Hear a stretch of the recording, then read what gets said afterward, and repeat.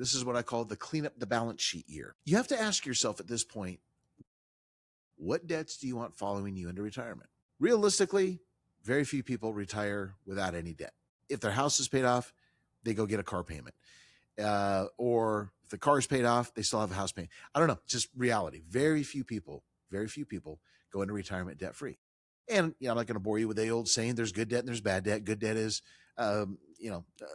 real estate, right? That's good debt. Bad debt is something like, of course, any type of depreciating asset, such as a vehicle, a boat, that type of thing.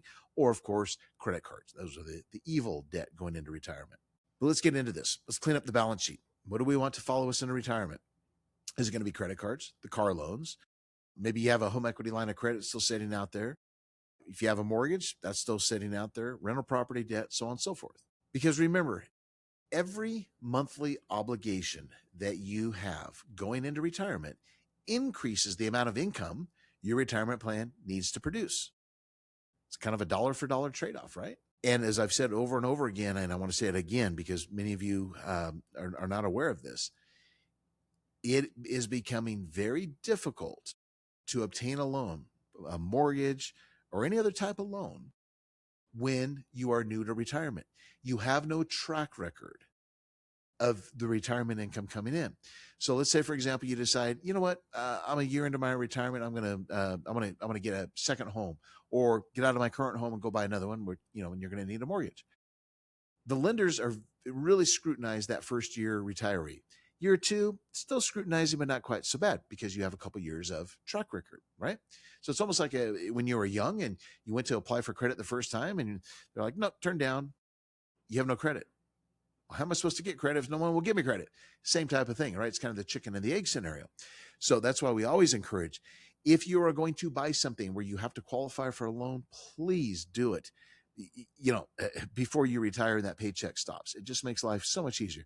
Your credit score is not going to change when you go into retirement, assuming everything else remains the same, but your income is going to change. And of course, income is needed to qualify for different types of loans.